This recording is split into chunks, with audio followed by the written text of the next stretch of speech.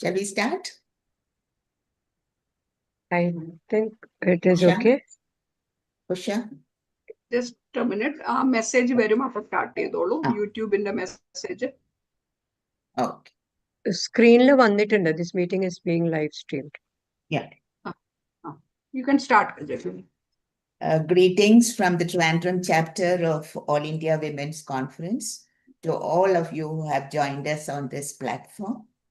We are moving into the 57th session of our Literary and Cultural Forum, and particularly the 6th session of our series, Narratives of Cultural and Personal Experience. Today is a very significant day for all of us here in Kerala, because it commemorates the formation of Kerala way back in 1956. Kerala was formed into a single state after merging the regions of Malabar, Cochin, and Travancore. Kerala Day is significant because it was the first time that Kerala emerged as a state and as a collective union thought about the progress and the development of this small state. As you know, Kerala is one of the smallest states in India, with its seas on one side and the Western Ghats on the other side. It is also a place where much of the foreign trade has happened, especially in its early years from the Arab countries. And later, of course, we know the Portuguese, the Dutch, the British, the French, all reached its shores.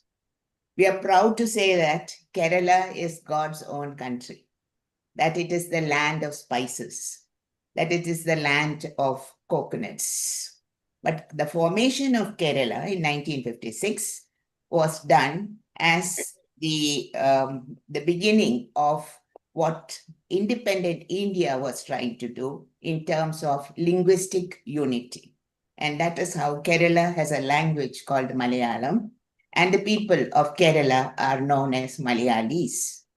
And this is also a state which has sent out many of its youngsters to foreign countries for study and for jobs and remittances back home. So Kerala has developed from the very small divided provinces like Malabar, Cochin, and Travancore.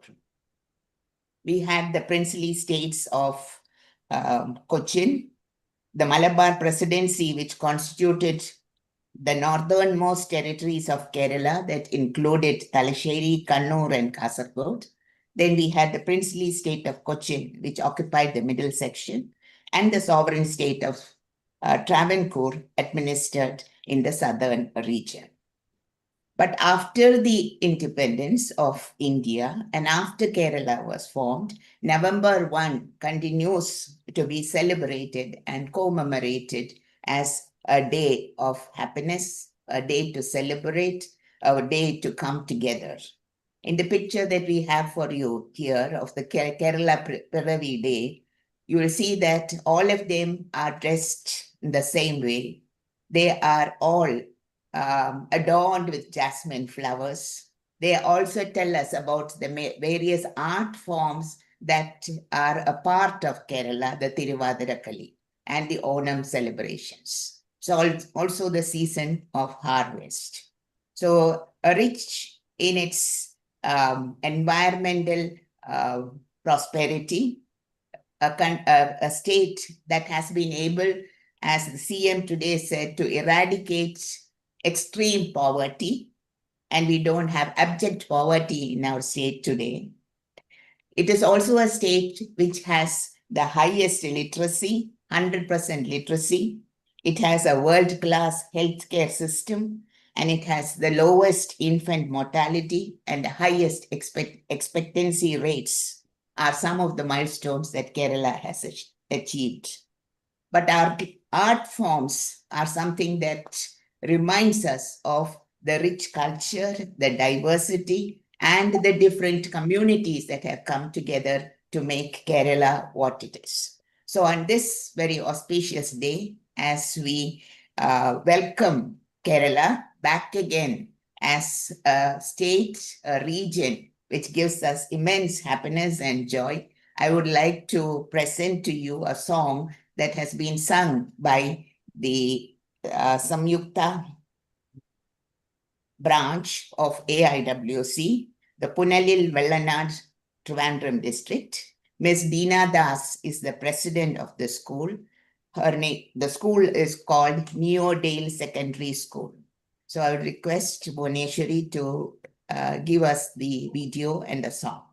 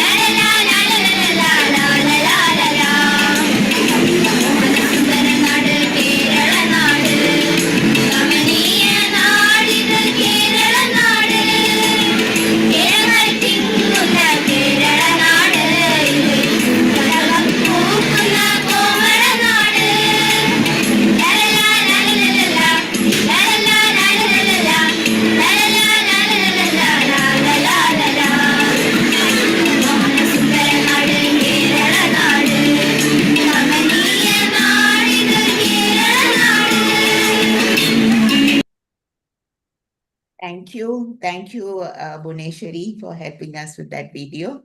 And thank you once again, Ms. Deena Das, the president of the Samyukta branch of AIWC, for giving us this video song of our students, which was done as a practice for today's Kerala state celebrations.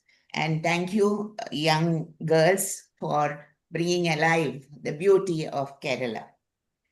With these words, and I'm sure that all of you who have joined us from outside of Kerala would feel like joining us in Kerala, because Kerala is a land rich in its greenery, in its coconut trees, Kera, and the hills, that is the Malayalam songs that we have. So a warm welcome and I would say invitation to all of you who are out there to come to Kerala, where we can play your course. So thank you all for joining us on this Kerala Piravi Day. Now we go on to the business of the Literary and Cultural Forum. I take this opportunity to welcome our president of AIWC, who has joined us, Kalyani Raj. We also have from Delhi, we also have Indrani ji from Delhi again, and we have others who are joining us from various parts of India. So a warm welcome to all the members of AIWC. Welcome to the guests who have joined us from various parts of Kerala and Trivandrum. Once again, a very, very warm welcome. Today is a day we thought, as we celebrate Kerala Piravi Day, we would also have a talk on one of the art forms that is very indigenous to Kerala. As I said as I remarked in my introduction, Kerala is rich in its art forms, particularly related to the temple dances. And we have Kathakali, we have Nangya Kutha, we have a host of other dances like Koodiyattam, Krishnanatam, Nangyarkuttu, and we also have many folk art forms like Teyyam, Padayani, Thiruvathirakkali, Ottandullal, Kummattikali, Tholpavakali, Oppana, Margamgali, and you have religions, various religions having its different art forms, and Margangali, which is part of the Christian community, Dafmut and Kolkali, which is part of the Muslim community, Kakarashi Nadagam, and satirical dances and dramas that are part of the temple.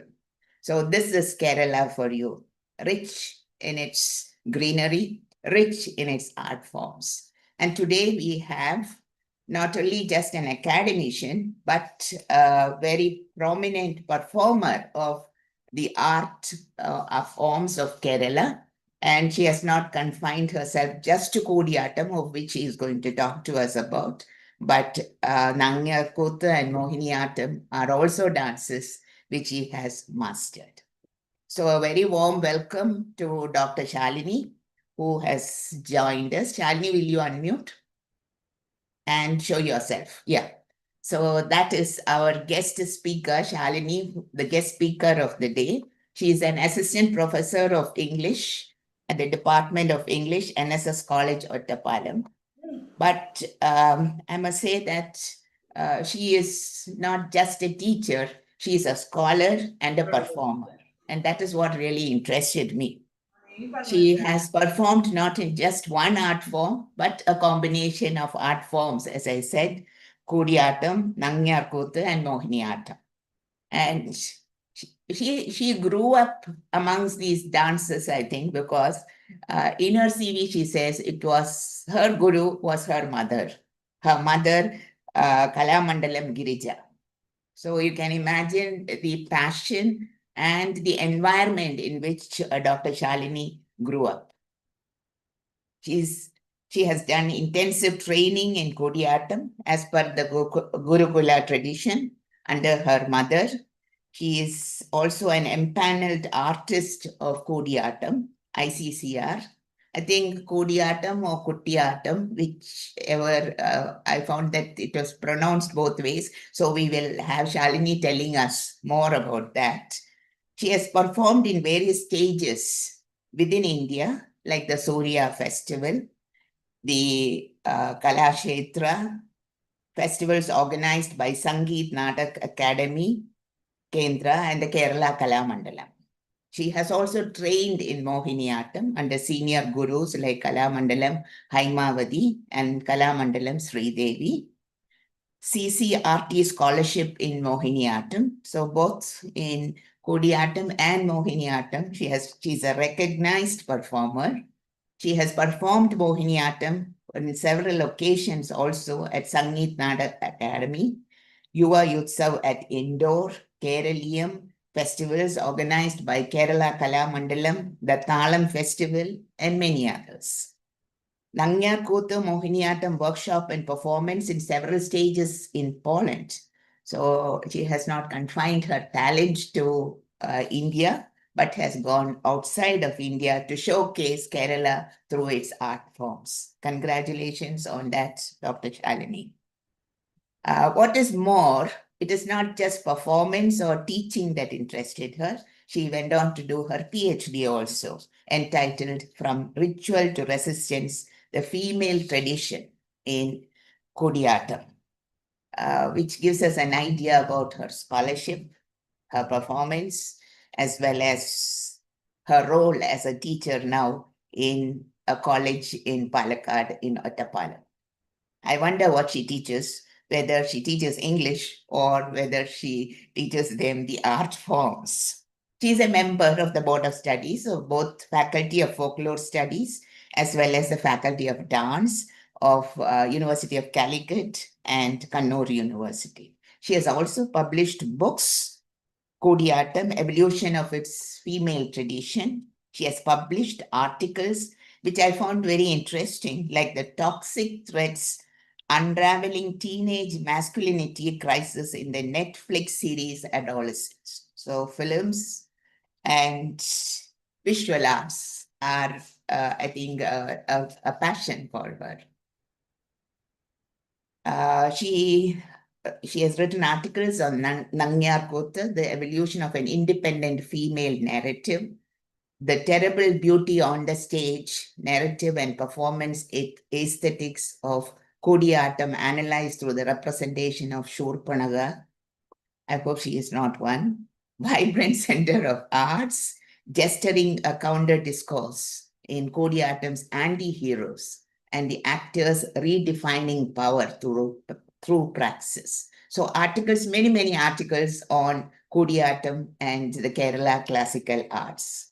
She has also given a lot of talks. It's not only writing, but she has spread Kerala art forms in and around India, all over India, I should say. And she has also jointly taken on a collaborative initiative with Ghent University, the Department of Indology, Tübingen University. That was way back in 2021. In 2023, she did a lecture at the Sri Vyasa NSS College and many other colleges. So a range of art forms that she has laid her hands on. I'm sure we couldn't have got a better speaker than Dr. Salini here in this forum, to an academician, I should say, a scholar, a performer, a writer in her capacity as an artist, and the proud daughter of a proud mother who has molded her and made her what she is. And we are very proud of you, Dr. Shalini, and that you are part of Kerala and that you are a part of our heritage. So with these words of warm welcome to you and to all the others who have joined us here, a very warm welcome. Now I pass on the proceedings to Dr. Shalini. Please unmute and then talk. Thank you, Jamila ma'am, for those kind words of welcome. Good evening, everyone, and thank you, AIWC, for considering me resourceful enough to talk on Koodiyattam. I will just start sharing my presentation.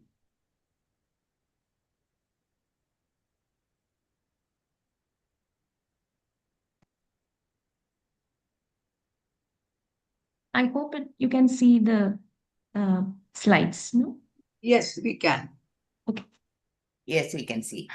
So as the title suggests, my focus today is on the women of Koodiyattam. And it is just a sharing of my thoughts and observations on this powerful female tradition, drawn both from my personal experiences and academic engagement with the form. My personal knowing of Koodiyattam is not merely as a student or performer of the art, but something which is beyond that. And I actually wanted to share that relation during the course of my presentation, but Jamila ma'am has already disclosed that to everyone. It is through my own mother, my amma, Kalamandalam Girija, that I have this deep personal relationship to Koodiyattam.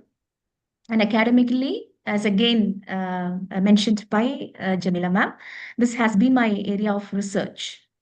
And in the preface to my PhD thesis, I actually have quoted Thomas Gray's very famous lines: "Full many a gem of purest ray serene, the deep, unfathomed depths of ocean bear."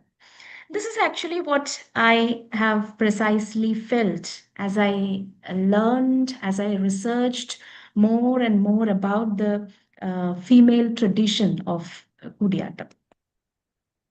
Before coming to the female tradition, I would like to just introduce Koodiyattam. If I hope many of you will be knowing what Koodiyattam is. Many of you might have seen Koodiyattam. Koodiyattam is the oldest surviving Sanskrit theatre tradition of India, perhaps one of its kind in the entire world. It has been acknowledged by the UNESCO as the masterpiece of oral and intangible heritage of humanity in 2001. It is a dramatic representation of classical Sanskrit plays like those written by Bhasa and Kalidasa. So, mostly the stories will be drawn from our mythology, from our epics and legends. As you can see in the picture, it is somewhat, the appearance is somewhat similar to Kadagali, but of course, there are differences. Kadagali, Koodiyattam is the ancestral form of Kadagali. It is from Koodiyattam that Kadagali was evolved. Sanskrit is the basic medium of Koodiyattam, is the language of Koodiyattam. Though we always say that Koodiyattam is the classical theatre tradition of India, though it is considered always considered pan-Indian, the art is closely associated with Kerala, where it was preserved and practiced for centuries. Over the centuries, Koodiyattam has evolved from ritual to theatre. I'm not going deeply into the history of Koodiyattam and its evolution because our focus, there is the limit of time. So there is a history of its evolution from ritual to theatre, from being performed by a specific community inside temple theatre complexes or inside the walls of temples to reaching a wider audience in the present day. And coming to the world of women in Koodiyattam, the female tradition too has its own parallel story of evolution from ritual to a theatre.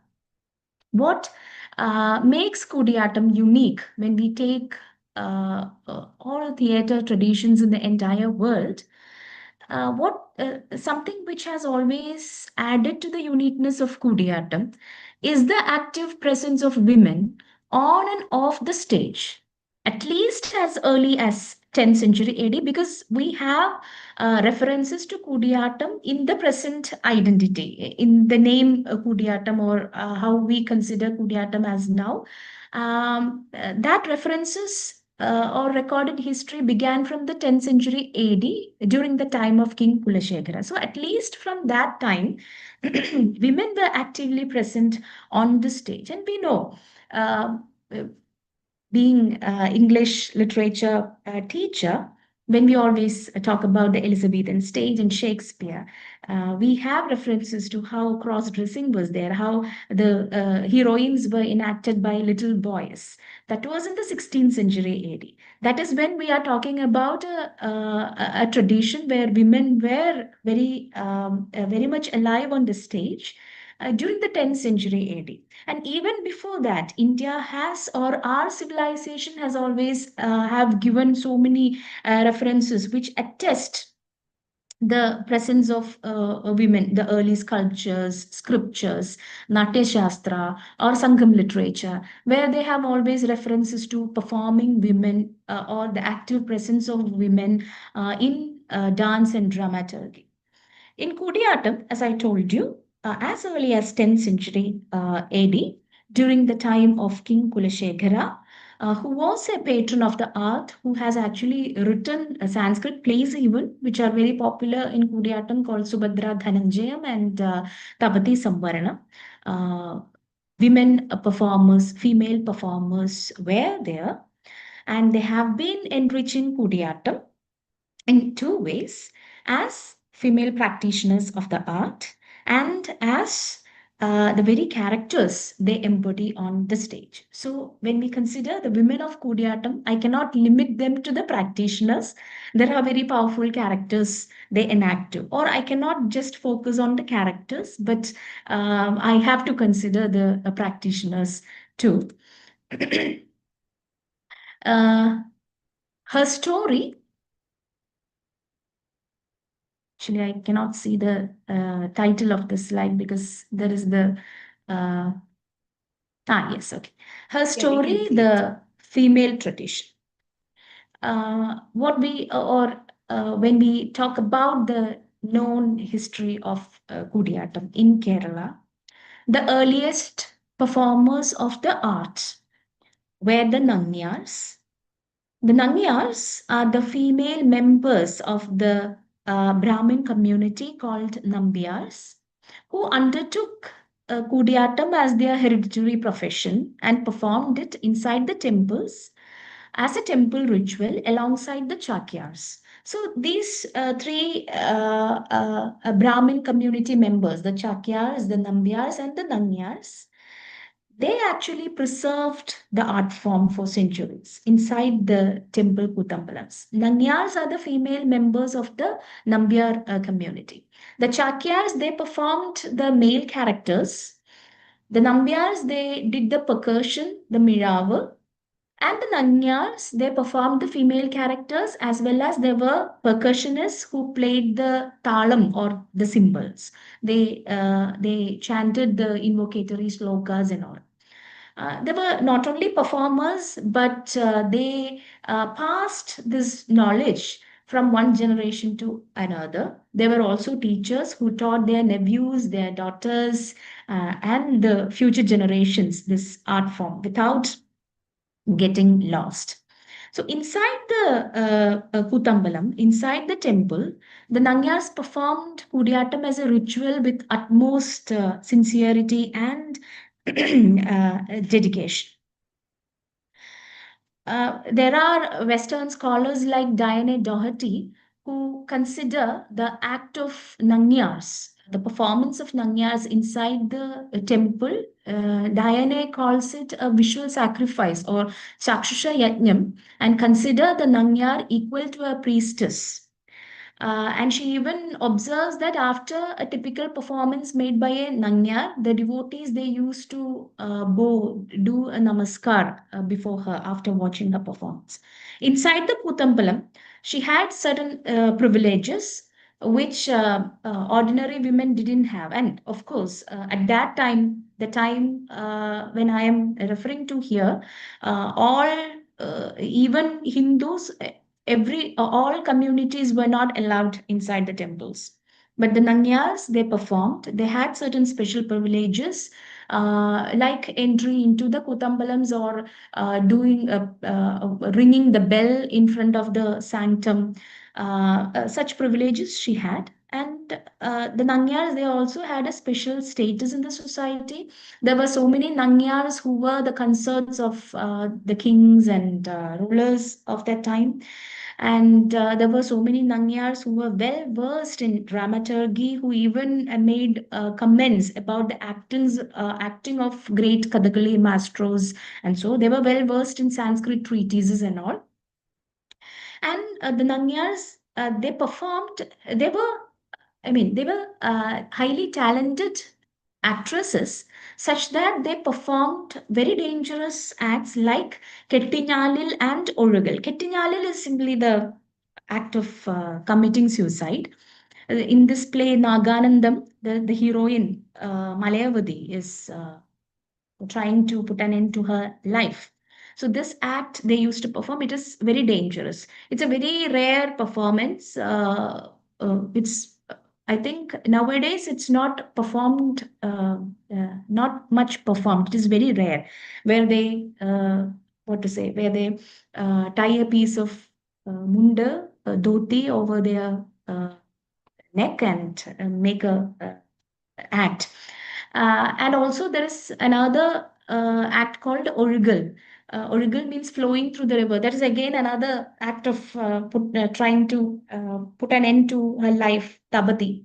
She jumps into a river, and this act is not performed nowadays. It was sometime in the early days that they used to perform. And there is even a proverb or like a saying in Malayalam. പറക്കുന്ന ചാക്യാരെയും ഒഴുകുന്ന നങ്ങ്യാരെയും കണ്ടാ തോഴണം. It means the chakyar who flies and the nangyar who flows. You have to bow before them. These two were very dangerous acts. The flying of the chakyar, it is Garudan who is actually coming to take Jimuda Vahana. So these performances are not happening nowadays, but then there were actresses who performed such dangerous tasks. But this picture, as you see, is that of Sarojini Nanyaramma. I think she is now 85 plus or around 90. She continues to perform. She travels all over Kerala during the time of traditional ritual performances. And she continues without disregarding her health, disregarding the very meager remuneration that she receives. She continues to perform even to this date. There are so many other such dedicated Nanyarammas like Subhadra Nanyaramma, Kunjikutti Nanyaramma, Kunjipillakutti Nanyaramma, and so on. But then there was a time in the history of Koodiyattam, a decadent phase in the history of Koodiyattam, where there were not even a single member to watch, single audience to watch the performers. But they continue to perform the art form as a sacrifice, as an offering to the god. But then the act, many things were deteriorating. There was actually a time, and this period of decadence reflected in the female tradition too, because the female tradition is not different from the general history of Koodiyattam. So it was reflected, perhaps more reflected in the female tradition, where we can see the erasure of actors from the stage, and along with the erasure of the performers, there was also an absenting of female characters from the stage.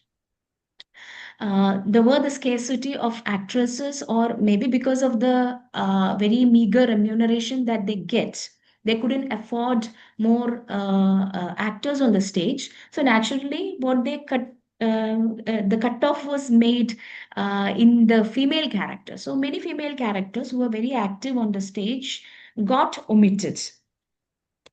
And this decadent phase naturally will eventually, it's a natural process in a renaissance and revival.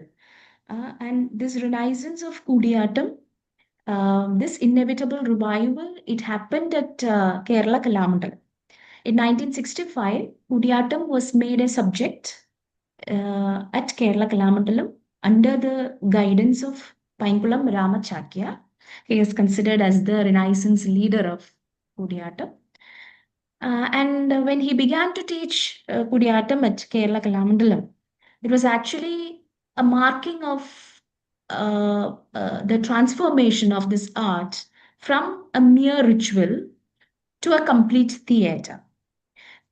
A paradigmatic shift was happening in all the aspects of Koodiyattam, from the appearance to the acting style, to the performance.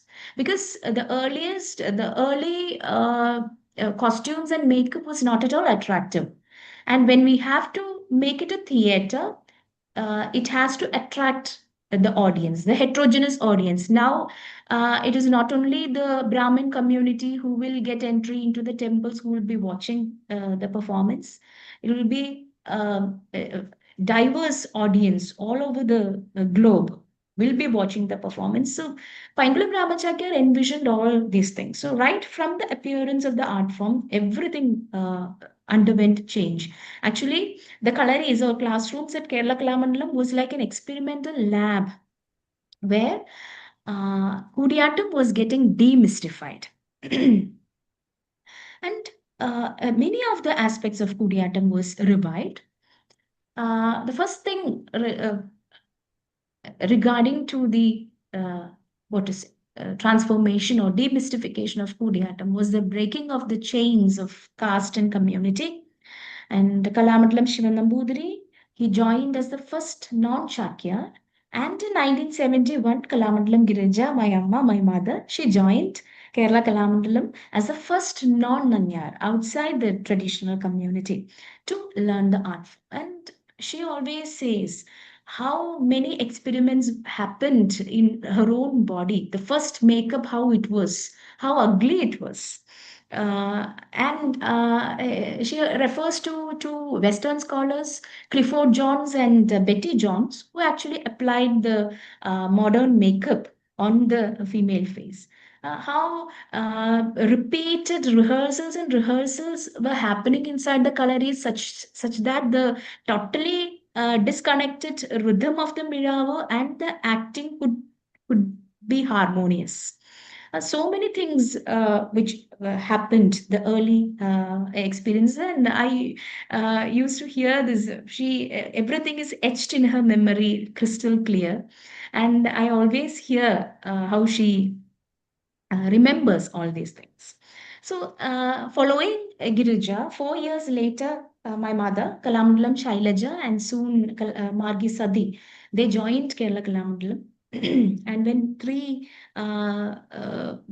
three girls joined to learn the art, it was giving Paingulam Ramachakyar an impetus to revive the female tradition of the art too.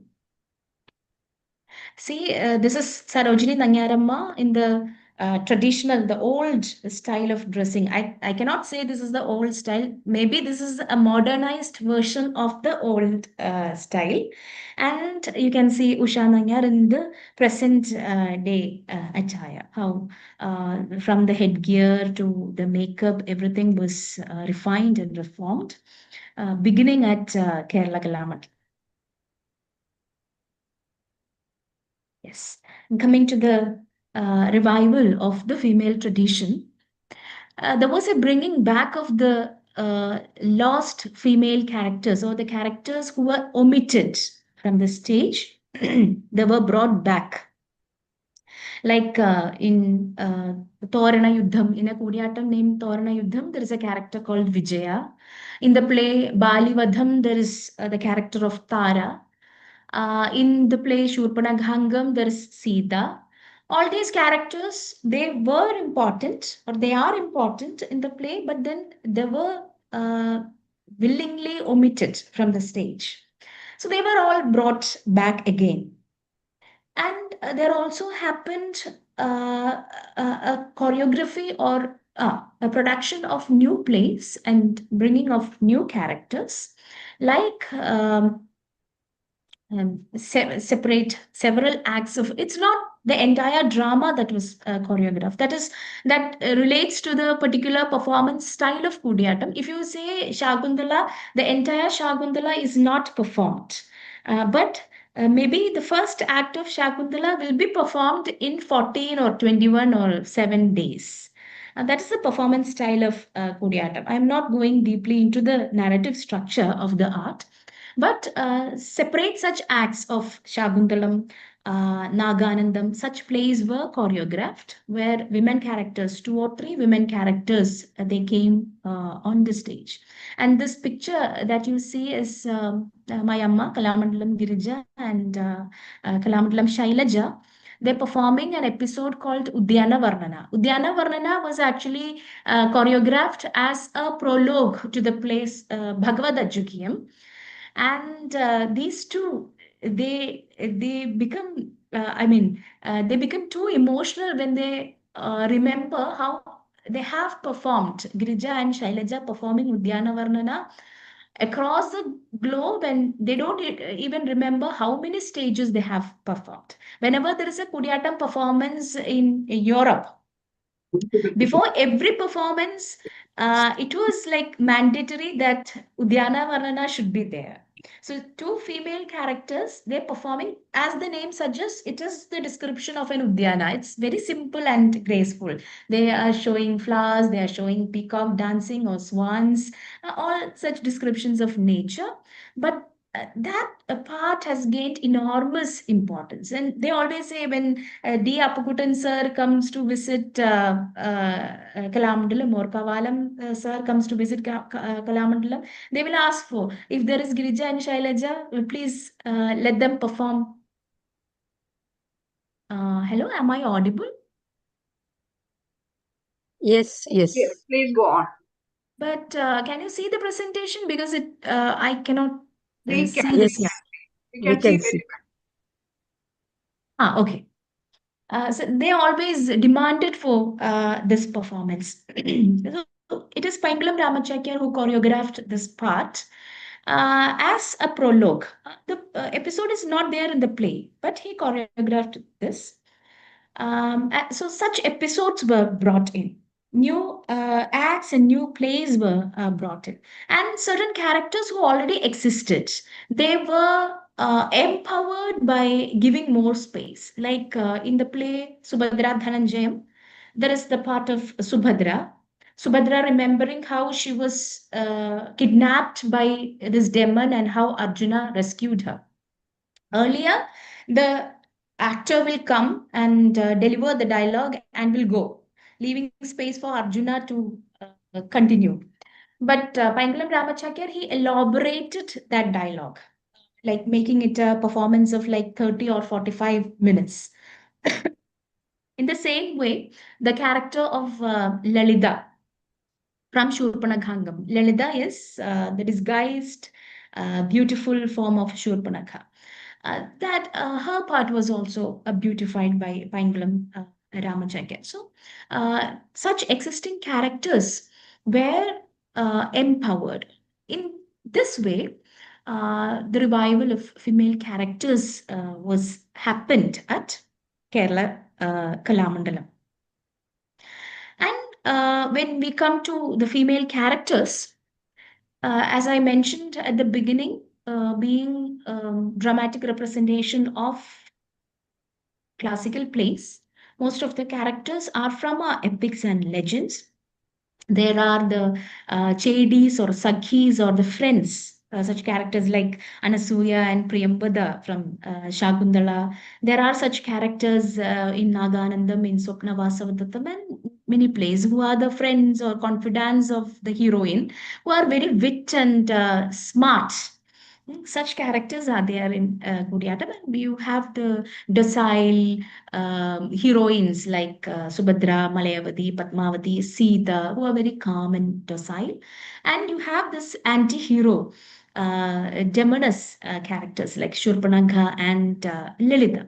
Such characters are there in Koodiyattam, and they are expanded. And Koodiyattam has, yes, uh, in the narrative style of Koodiyattam, it has a polyphonic narrative structure. Because as I told you, the entire drama will not be performed.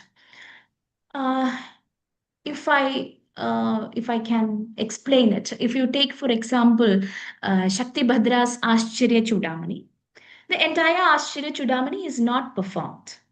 But say, for example, the second act of the play, Shurpanagangam, is taken. And Shurpanagangam will be performed in 7 or 14 days. So there will be, the last day will be the drama proper, where all the characters will come together and perform the text. But the preceding days, there happens a particular narrative or performance style called Nirvahanam. Nirvahanam is the flashback narrative or the recapitulative style of acting, where a character remembers the past events up to the present context. Now, it is not any one character who performs the Nirvahanam.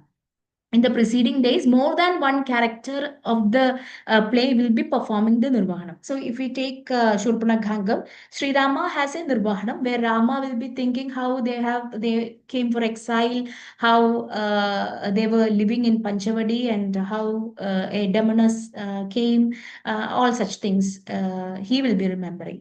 And in the same way, Shurpanakha also has a Nirvahanam. And she will be thinking how her husband died, how Ravana told her to find a new husband, how she went to heaven, how she didn't like any of the gods, how she roamed all over the world, and how she happened to see Rama and fell in love with him. And from her perspective, from her point of view, is also there is a narration. So there is a polyphonic. You are not hearing only one perspective. You are hearing multiple perspective. This is ideal for a female character where she is getting a space So if you hear the Shurpanakha in Koodiyattam, she's not lustful, she's not a demoness. She even rejected all the gods. It is not she is not jumping into every man whom she comes across. uh, so that gives space for the female characters. That particular narrative style is there. And in Nirvahanam, it is a solo performance where she will be impersonating different characters. So naturally, more space to female characters will demand more talent from the performers or more focus on their body. At Kalamandalam or following Kalamandalam, other places have also started teaching Koodiyattam. Everywhere, rigorous training was happening to modify their body, the movements of the body, starting from the eyes, breath, and the body movements.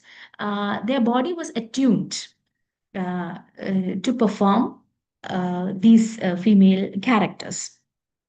So, an increased potential in their own body being realized.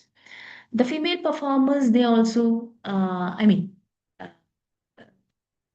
they started impersonating, when the potential of their body was realized, their focus naturally shifted to Nanyar Kutha. Nanyar Kutha is actually a subtext of Koodiyattam. The story is that Kulashekara fell in love with a Nanyar, and it is for her that he incorporated Sri Krishna Charidam Nanyar Kutha in his play Subhadra Dhananjayam. So it is actually a part of Subhadra Dhananjayam, a part where Kalpaladiga, the friend of Subhadra, is recapitulating the events, the Nirvahana of Kalpaladiga, where she is thinking about. It is actually the story of Krishna. What she is thinking is the story of Krishna. That is the basic text of Koodiyattam, Nanyar. So a focus on Nanyar Kuthu also happened when, that is another turning point in the history of Koodiyattam, the emergence of Nanyar Kuthu as a very powerful art form. Painkulam Ramachakya had already started teaching my mother, Kalamandalam Girija, certain aspects of Nanyar Kuthu, which she performed in 1984 at Kerala Kalamandalam, which was the first performance of Nanyar Kuthu outside the Kuttambalam. Simultaneously, Amanur Madhavachakya had started teaching Usha Nanyar and Radhi Nanyar Kuthu at Irinjalakuda too. So it was developing. Nanyar Kuthu as an art form, as a powerful way of female expression was developing. And in Nanyar Kuthu, with her body, with the female body, she impersonates male characters, animals, and non-living creatures like a mountain. She will impersonate how a mountain is. She will impersonate how Narasimha is. She will impersonate how Kaliya is. She will impersonate Kamsa or Krishna. So, irrespective of biotic or abiotic gender concerns, the female body is impersonating different characters. Yeah, this is Lalita and Shurpanakha. Lalita is the beautiful form of Shurpanakha. But when Rama and Lakshmana will not agree to her, she will turn to this demonic form. And she, as Shurpanakha, which we call Kari, she even is bold enough to tell Rama, to warn Rama, you know whom I am. So I am going to my brother, be careful. That is how she leaves the stage. This is the character of Lalita and Shurpanakha is very famous in Koodiyattam. Everyone will be aspiring to perform this. This is, yes, my mother as the Lalita, and in the Kari is Kalamandalam Ramachakya. Usually it is the men who perform the Kari. That is Kalamandalam Ramachakya.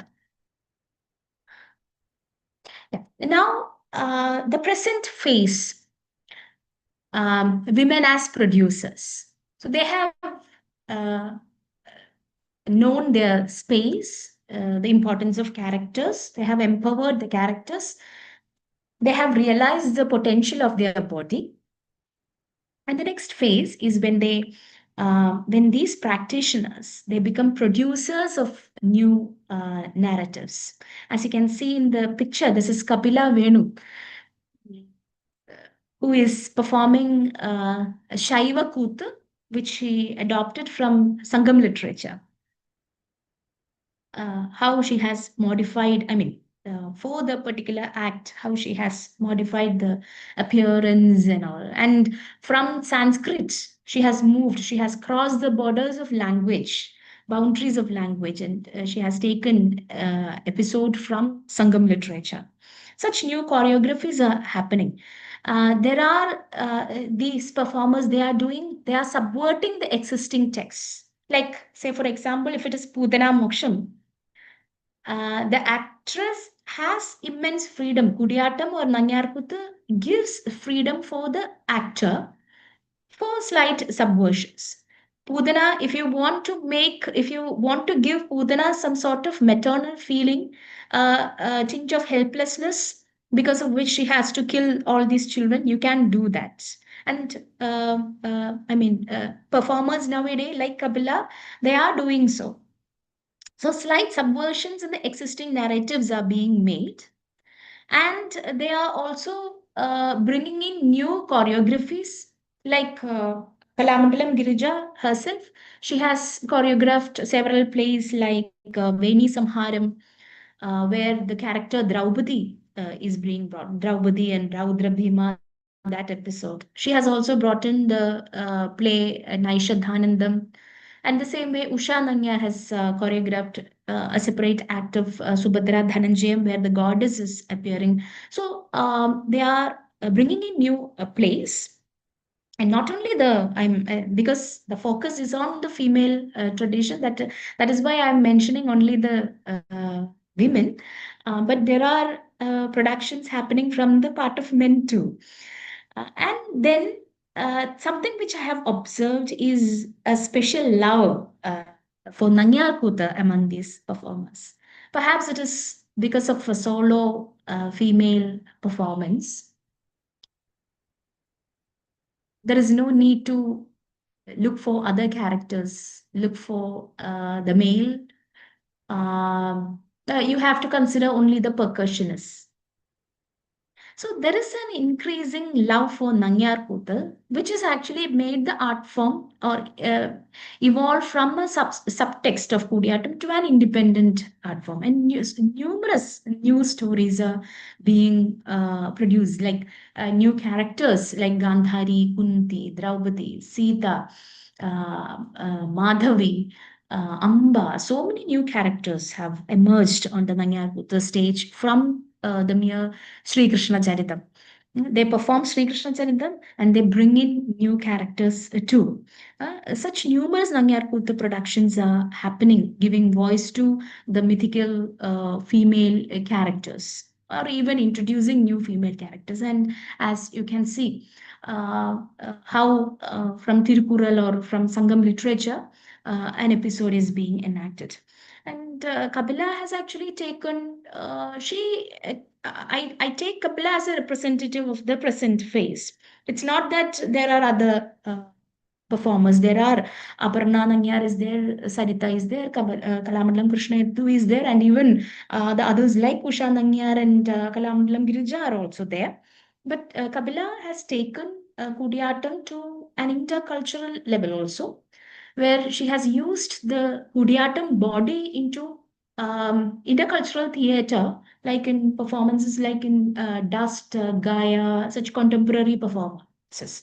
She has actually made this. I saw during the COVID.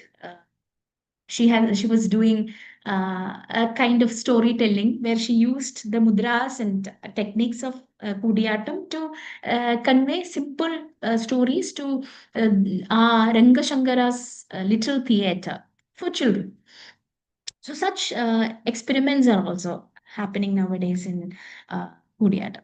So this is the world of women in Koodiyattam as performers, as characters, as producers. They have enriched this Koodiyattam tradition. It's actually a very active space, a space where all definitions and boundaries are blurred. There are students from other culture too. I have to consider them as well. I think maybe the first one from Europe was Anna Lobdovaska, who joined Kalamandalam to learn Koodiyattam. Kalamandalam was actually opening the door in 1981. The Kalamandalam troop, they before that the Chakyars, they had the belief they should not cross the ocean, but in 1981, Kalamandalam troop, they traveled Europe. They performed in Paris, Italy, and many other parts of Germany and France. 1 or 2 months of performance they made, introducing this art form to world theatre. And they were doing workshops. Students were coming. So Anna, she came as perhaps the first student, and followed by others like Heike Moser. Heike Moser, you can see in the picture, she is now a professor at Tübingen University. She is she is behind the Gundert chair and all. There's so many others like Kohali, Leia, Vivian, so many foreign students are there. Scholars are also there, like Diana Doherty and all. Even you can consider Heike and all as a scholar of Koodiyattam too. So the boundaries between culture is blurred. There are performers like Sarojini Nangyarama. There are performers like Aparna Nangyar who are very rooted in tradition. They perform it with utmost dedication, even to this date, in Temple Kutambalams. Aparna Nangyar has also even revived an ancient practice called Chudalakuthu. Chudalakuthu, it is believed that the Nangyars used to perform something called Chudalakuthu. As the name says, Chudala is the cremation ground of a Brahmin Akitiri. And for the purification of the Brahmin soul, the Nanyars used to perform episodes from Bhagavata. It is told that such a practice was there, Chudalakuthu. And it is from that Chudalakuthu, it is actually a prototype of Nanyar where Sri Krishna stories were performed. So Aparna Nanyar, she recently, a couple of years back, she revived that Chudalakuthu and performed it for the cremation of Brahmin Akitiri. There are certain rules on codes not every Brahmins deserves the Chudalakuthu. There is some rank or something like that, which I'm not, I forgot. Such performers are there who are very rooted to tradition. At the same time, there are performers who are, with a modern perspective. I don't know if I have to use the term modern, but then Koodiyattam, very rooted in tradition, it is spreading its branches too. And as I have already mentioned, there is a female body that impersonates, that affects, that perceives, irrespective of living or non-living creatures, everything.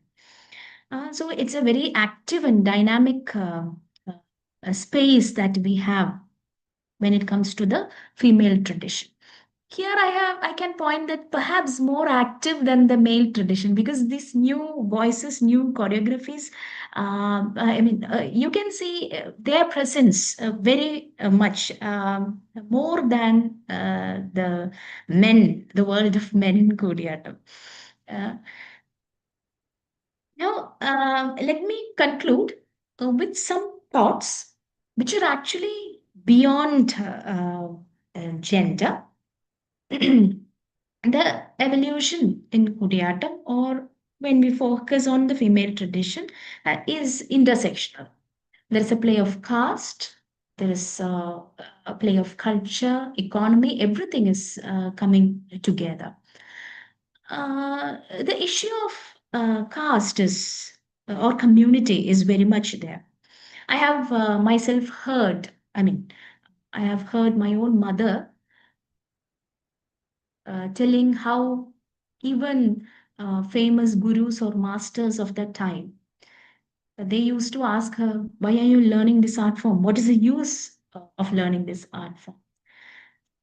Even Paingulam Ramachakyar, he has faced so many difficulties when he decided to take Koodiyattam outside the temple, outside the constraints of caste. And, uh, there is, it is not the drama of Bhasa or Kalidasa that is important when it comes to a Koodiyattam performance. More than the Sanskrit play, the texts, the manuals created by the performers are very important, which they call Arta Pragaram and Kramadibika, the acting manual and the stage spectacle. This is many of them are even today inaccessible to others outside the traditional communities. It is somewhere in their household. Some of them has got published, but many of the plays, my mother and all will believe that there are still many Arta Pragarams which are there in their attics. There is an episode called Karti. This is something personal experiences or observations that I'm sharing. Kartiyayani, the goddess Kartiyayani's appearance, which is happening in two places. One is in Subhadra Dhananjayam, where the goddess is appearing like a Deus ex machina to solve every thing. And there is also in Balacharitam, where like the Kamsa is trying to kill the girl child who rises up in the sky as goddess to say that Devagi's eighth child is already born. So two appearances are there.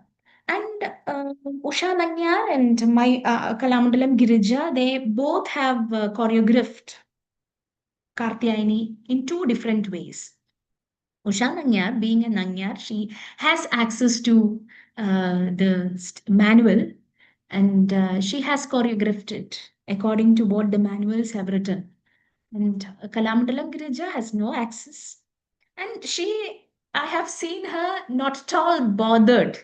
If I have no access to the manual, I will make according to my logic. And she has created a Kartiyayani according to the pictures that we see, like a goddess.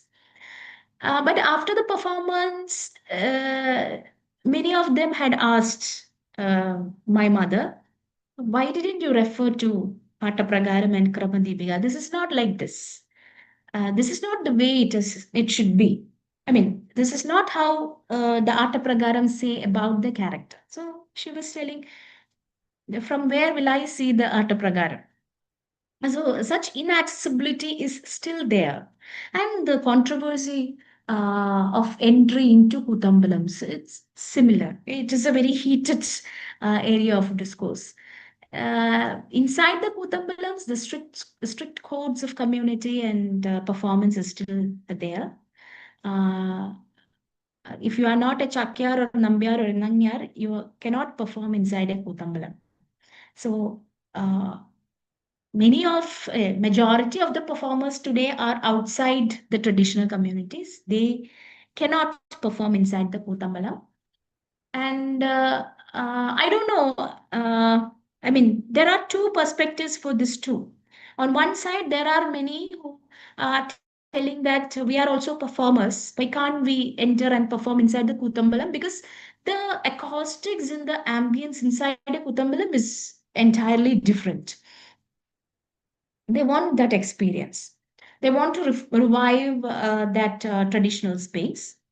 But the traditional performers, they are telling that in whichever way, they have been undertaking this as a profession since centuries.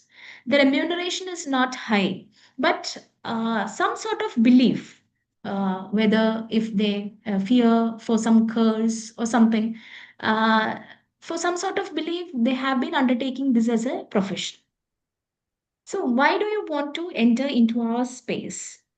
If at all, if you enter, you may be doing that for the sake of publicity and you will perform inside a Kootambalam for 1 year or at least for the next season. Maybe if you get a program with a huge remuneration, will you sacrifice this ritual performance or will you sacrifice that outside performance? How long can you undertake this with the dedication that we have taken? That is the question that they are asking. So this is like when I went to interview the traditional performers, that is what they were asking. So that is some thought which I can place here in this platform, which can have a discussion on that as well. This controversy is still there between the traditional hereditary performers and those who want entry into dance. Another thing which I have observed is uh, the like financial constraints when it comes to new productions, especially of Koodiyattams, to produce and stage a new play. Enormous amount is needed. Of course, there are grants from the departments of culture and Sangeet Natak Academy, but how far again it is accessible to all performers of Koodiyattam is if you only many a time you may not know such a grant is there even. And I also have observed the performers they creating their own performance space and opportunities. I mean, they will be having an institute and they will perform in their institute. They will find a date and they will produce something or an annual performance. A lack of performance opportunities I have felt where the performers have to create their own performance space and time. Even then, there is a lack of audience. Here, my house is near Kerala Kalamandalam, and a couple of institutions are here even. And sometimes we go to watch the performance. They are doing monthly regular performances. The like 2 or 3 people will be there to watch the performance. So such things are there which are beyond the gender, but which can be a topic of discussion as well when it comes to culture and heritage. So these are some things which I have observed. Still, there are many things which I haven't observed, which I still have to learn. I'm only a beginner when it comes to Koodiyattam. I have tried to skim through, or it's a very general surface level history of the female tradition that I have presented here. The narrative techniques, the female characters, everything. Each of these things can be made another presentation as well. So I keep the, presentation open without a final disclosure. And I think that I could impart at least a general idea of this very active and dynamic female tradition that we have. Thank Yeah, you, Shalini, pictures. for These are some of taking the us. pictures that I have used from Heike Moser, from Hari Menon, and some of them is from the Hindu or Google, and some of them are from my mother's archives. Thank you. Thank you, Shalini, for taking us into the Koottambalam and telling us so much about Koodiyattam and the way it has evolved from a ritual to a theatre. I must say the journey that your mother must have made would have been very, very difficult, especially as you said, the meager numbers. And one of the things that I was thinking about while you were making your presentation was, are there only women on stage when a particular episode is presented, or is there a combination of the male and the female on stage? Or the males alone and the females alone? Because when you talk about Shakespeare, we talk about the impersonations of boys as women. So I was wondering, inside the temple, Was there a combination of the male and the female, or it was just the women there?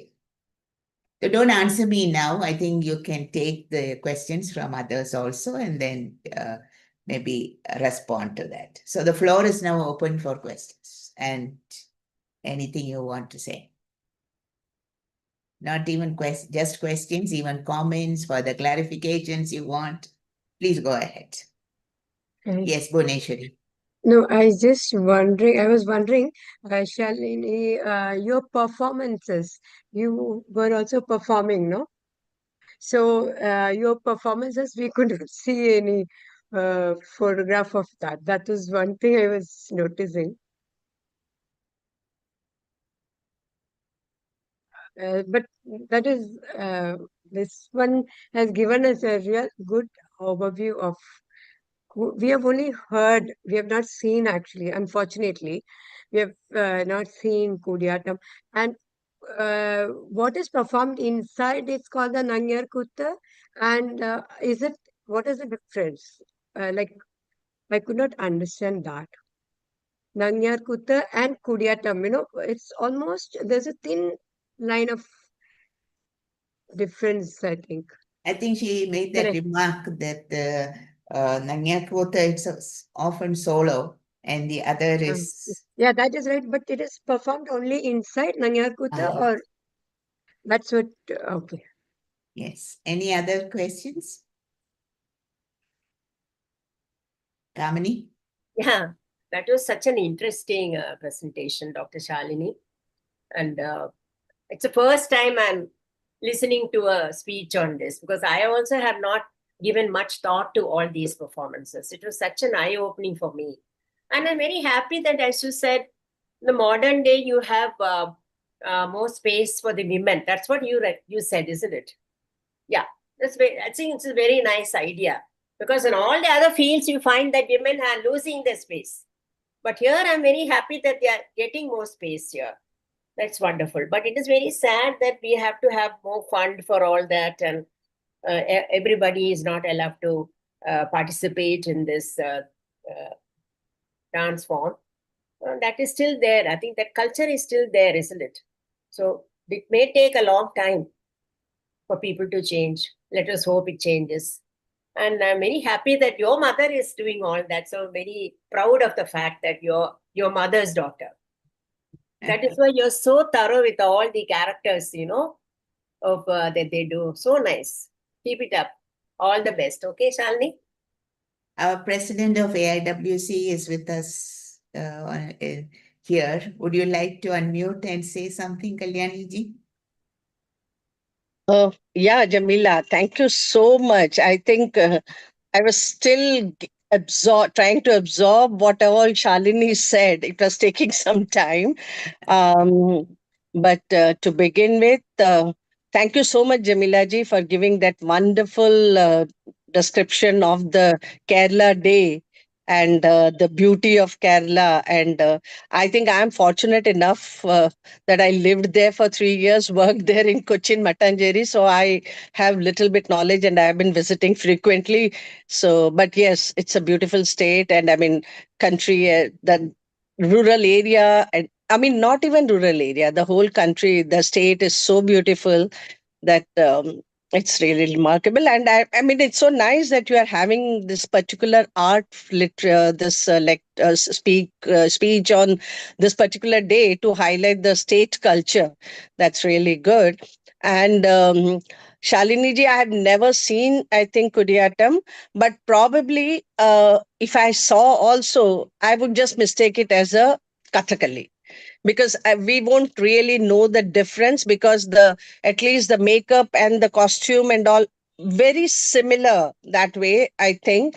So we would have just thought it is a Kathakali performance, and we wouldn't have known it. It is so detailed explanation. I mean, the details which you have given, it's really a lot of thoughts it can provoke. I mean, from the gender perspective, from the art perspective, and from many other angles. So it's very, very detailed talk you've given, and it's actually enhanced our knowledge about the art.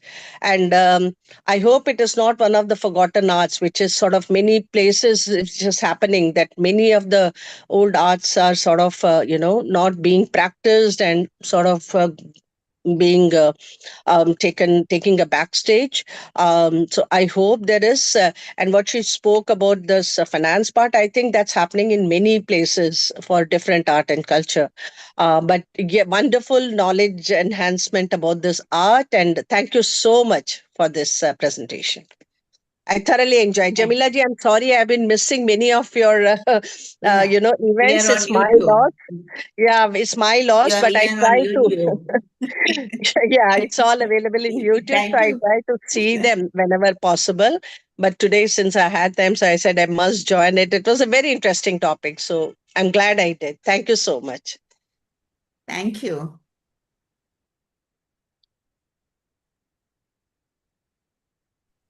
Salini, I have two questions.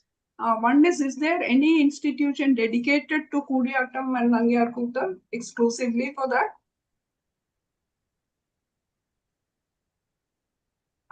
Yeah, you're muted. Yes. In Kalamandalam, Koodiyattam is a discipline along with other art forms. But in Irinjalakuda, there is Ammanur Gurukulam, headed by G. Venu and Kapila Venu's father. They teach Koodiyattam and Nanyarkootu there. And Margi, I think in Trivandrum there is Margi, but there is Kathakali is also being taught there. In Nebadhya is somewhere near Irinjalakuda. There is Margi Madhu, who is teaching Koodiyattam there. A couple of and in Cherudur, I mean near Kalamandalam, Paingulam Ramachakyar Smaraga Kalapidam is there. There are 4 or 5 institutions in Kerala which are working with the grant of Sangeet Natak Academy for the propagation of Koodiyattam. And are there enough students taking up this? Students. That is a question. Yes. Not much, especially boys. In Kalamandalam, I think nowadays only maybe 1 or 2 boys will be there to learn Koodiyattam, but so many girls are there. Oh. Is this one item in the youth festivals in schools and colleges? Yes. But it's like a capsule of 10 minutes. But still, that will be some kind of motivation for younger people to take up.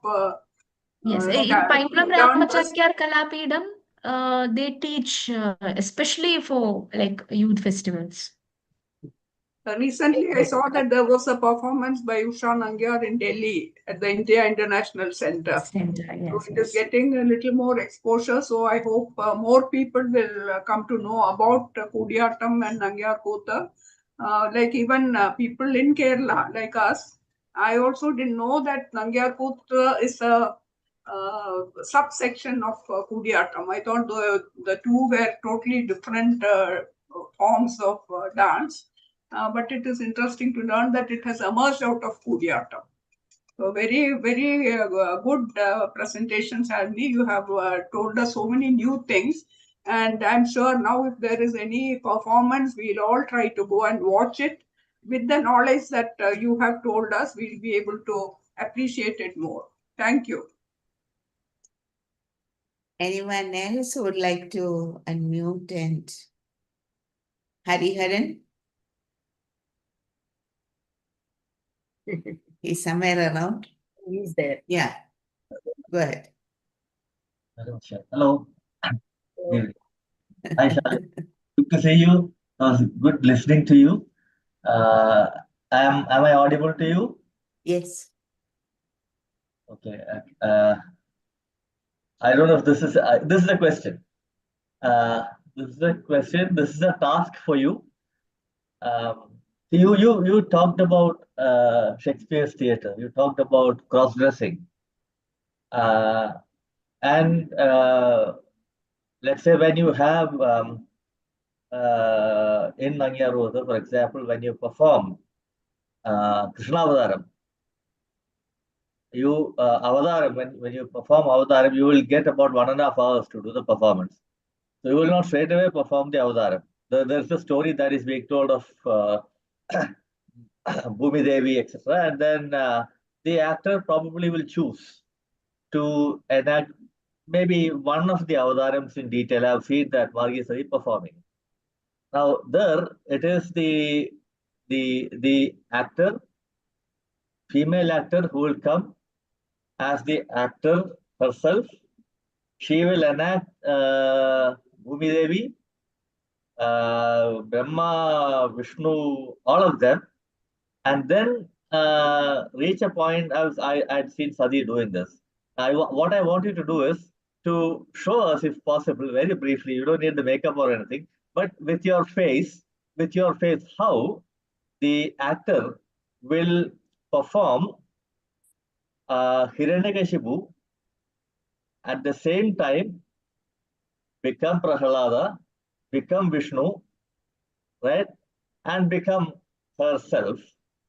So she kind of goes through all these characters with maybe a slight adjustment of the costume that she would be wearing, which is a very interesting thing to study when you read it alongside the cross-dressing that we talk about, right? Because there you see another possibility of intersectionality, since you use that term, one, and what we refer to today as maybe intercultural theater experiments, which are there. So I'm trying to open up the potential that you are trying to indicate in your presentation. So I think all of us will be very happy to see a Yeah. little bit of that. And That's a very good suggestion from Dr. Hariharan. We would really love to see you do it. and the second one is, I'm sure all of us will be happy to have you present as a Koodiyattam artist the Navarasas. So that's the second one, right? So I don't have anything else. I know that I've exhausted a lot of questions, asked you a number of questions, made you sweat while you were doing your PhD. So I don't want to do that anymore. So just two things. Okay, thank you. I was about to say that he hasn't stopped asking me questions right from my MPhil. He has been doing this. Okay, I will try to, but there is a the constraints of space, and I will just sit and do. As he told, I will try to do the part of Narasimha Avatara. So maybe from the moment, I mean, as the narrator, as the actor, first I will show the mudras. So in Koodiyattam, unlike in Kathakali, you don't have any music. It's in Koodiyattam, you will deliver the dialogues like in a drama, the Sanskrit dialogues, and you explain the dialogue, the meaning of what you said through mudras and emotions. But in Nangyar Kutha, it is only the sloka that comes after the entire performance. So I will do this part. First as a narrator, I will tell at that time, Hiranyakashipu. I am modifying the text according to the time. Hiranyakashipu called his son Prahlada, and then as Hiranyakashipu, I will observe Prahlada and getting enraged, he cuts the pillar, and I will just show Narasimha. But then in the actual performance, you will be on the stool with the mirava and all. I don't know how far I can communicate, but I will try. Shalini, hi, Hari here. Yeah, would you like to give me the basic tala of what you're trying to do? I'm from Bangalore here. If you can, he is my husband. If you can do, it's Yeah, good. I can do that. Yes. Go ahead.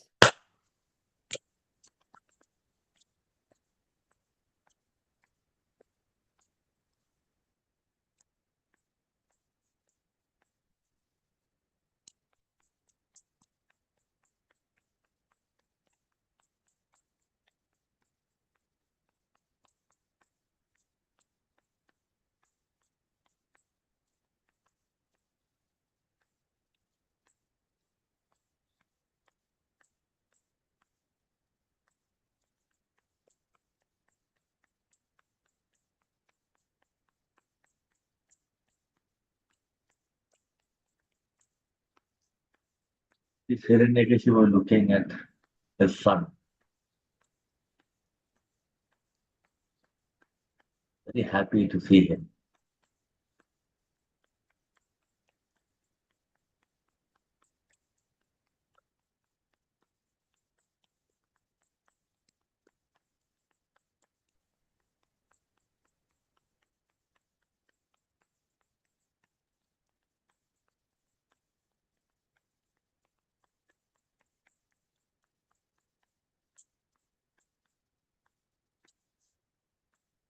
Vishnu.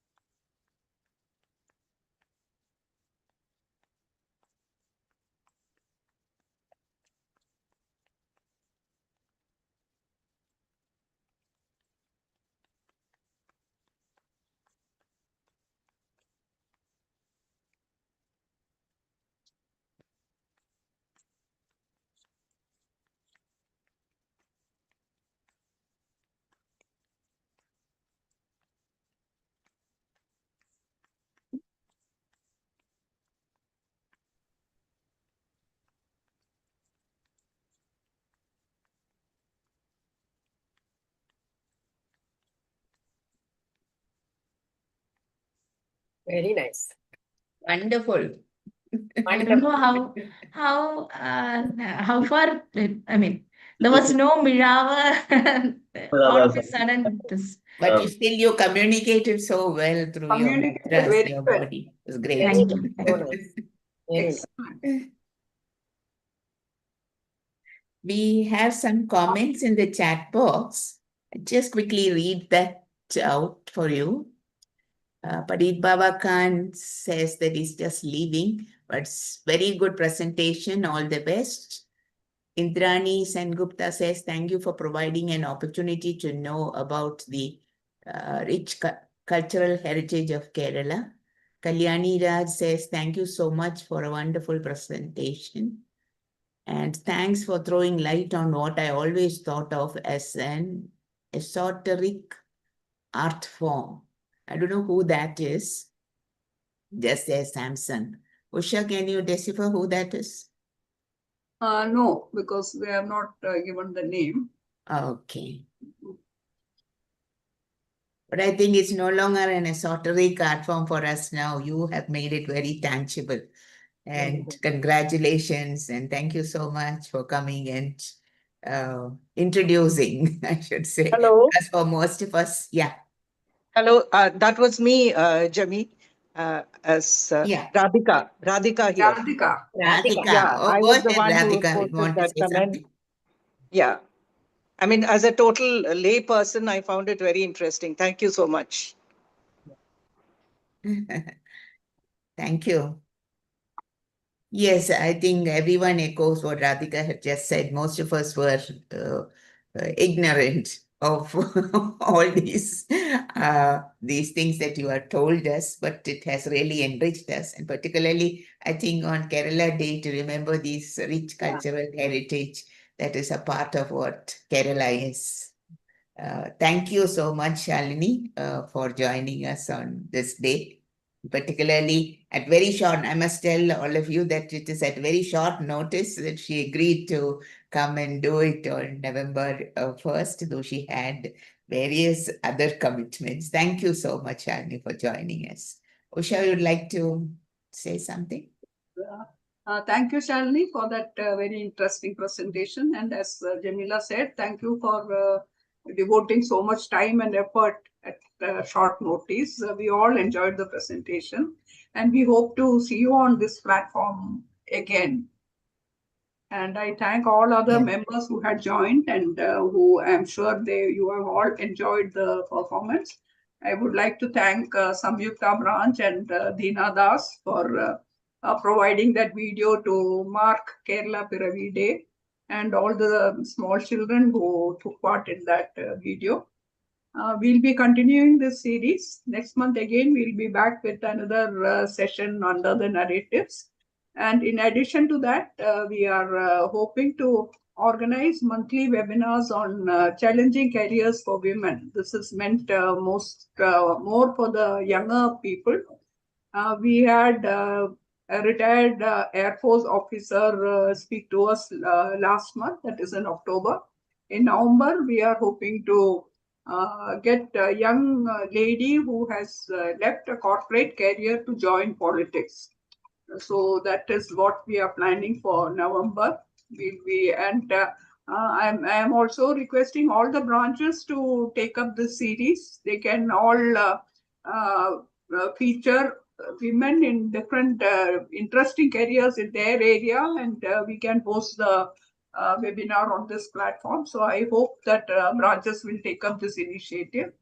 And we are continuing with our chair yoga classes, which Dr. Kamini is heading, and that has been going on for some time now. And we hope that we'll be able to cater to more people in that. As of now, I think we are having, we can't take too many people in that class because it is difficult to monitor the movements of all these people. But maybe after this, we'll have again new sessions under that. So with that, I conclude this session. Thank you so much. And thank you, Jamila, Bhuvaneshwari, Kamini, all of you for helping us host this, helping me host this every month without fail. So thank you. Look forward to seeing you all again in the next webinar. Yeah, and I would like to add to that, Shalini, this has been recorded and it will be on YouTube. So we will send you the link so you can take a look at it again and maybe share it with others. More viewership on YouTube. Thank you so much. Yeah. Actually, I was asking about the photographs of her performance. I could get a live performance from you. That was very, very interesting and very, that is, you could really understand what you're. Interesting videos on YouTube, isn't it, Salini? Will there be interesting videos on YouTube that we can watch? Yeah, maybe we'll watch that and try to. Yeah, we'll do. And your mother is still performing? Yes. Not very active, but she gives lecture demonstrations and she does perform for Spigmac, and I think a couple of months back she performed at Kerala Kalamandalam. They were celebrating the 60th or 70th anniversary of Koodiyattam. Okay. Oh, nice. Very good. Okay, so you can leave now. Thank you so